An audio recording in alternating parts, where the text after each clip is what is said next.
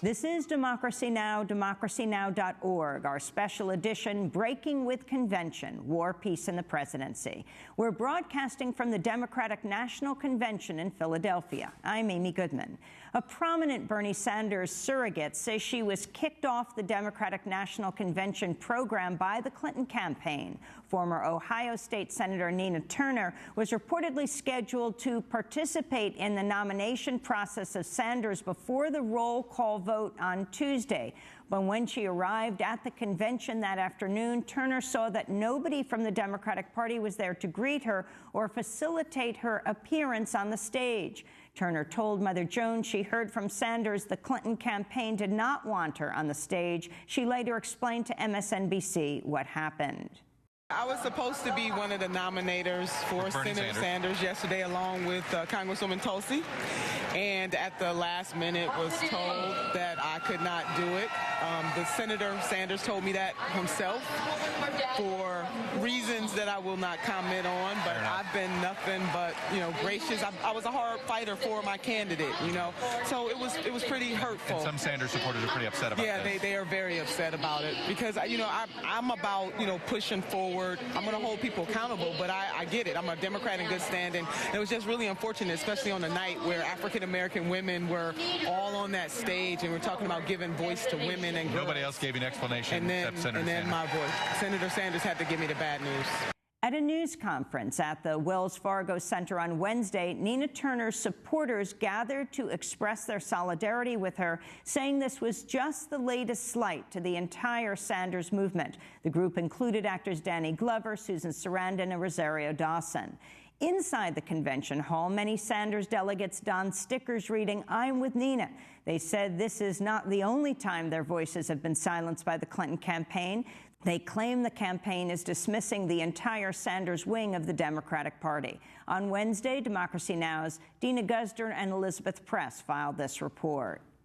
My name's Martha Kuhl, and I'm Secretary-Treasurer of National Nurses United. What does the sticker on your shirt say? I'm with Nina. And what does that refer to? Nina Turner, who was a former state senator from Ohio, was very active and as a leader in the Sanders campaign. And National Nurses United, we've been working together in the movement to get Bernie elected and are continuing to work together with the movement for social and economic justice.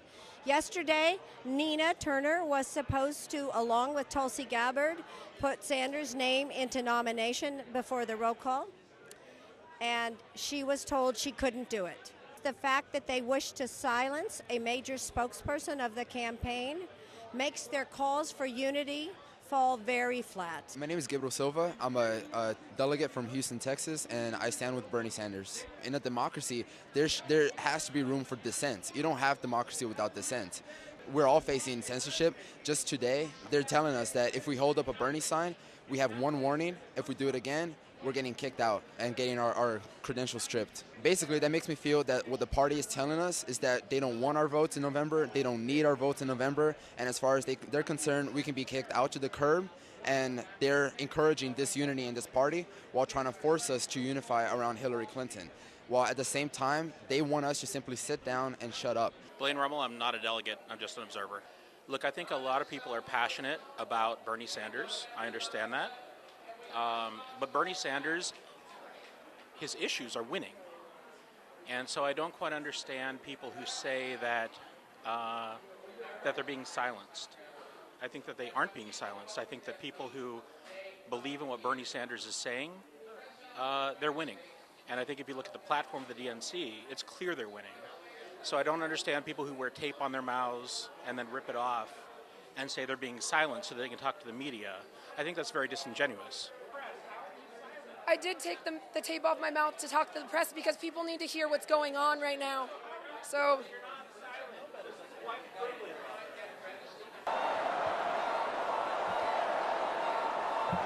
My name is Alexis Edelstein. I'm a delegate for California for the District 33, and I'm a Bernie delegate.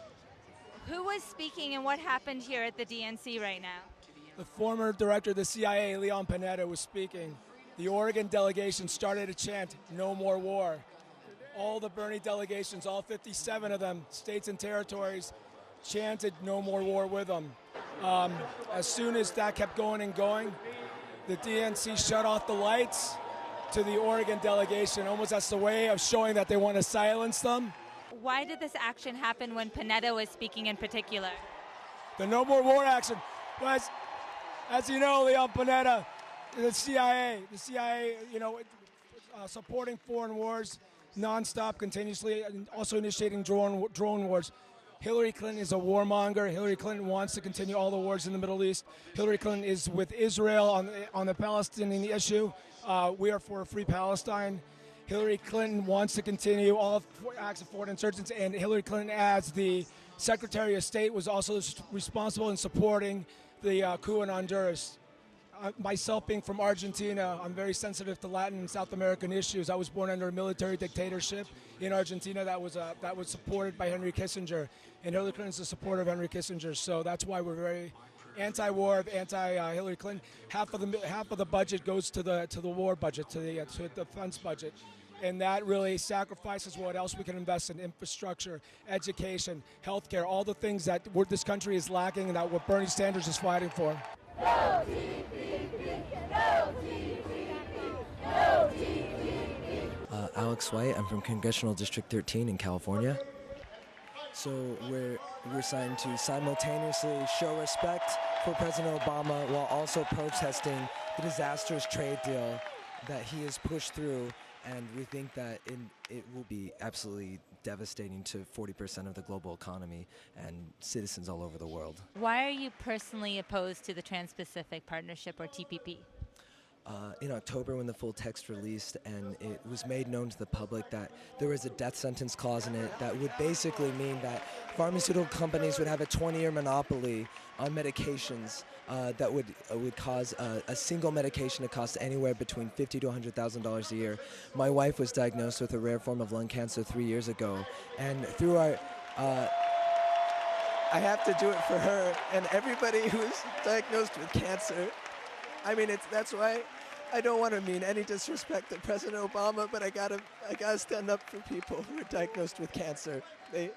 When they're fighting for their lives, they shouldn't have to fight to afford their medications. My name is Robert Shearer, and I'm a California at-large delegate for Senator Sanders. And what's happened here tonight at the Democratic National Convention? I think what we're seeing here at the convention, where all of these delegates are trying to act together in solidarity to stand against the TPP and fracking, is that the Democratic Party establishment and the Clinton delegates that are here with us are telling us that we're here to divide this party further. And they're insinuating that we're here to deepen this rift. But the fact is, by our highlighting these concerns that are the cause of the actual rift in this party, we're continuing important conversations. I think everybody agrees when we ignore problems, they get worse.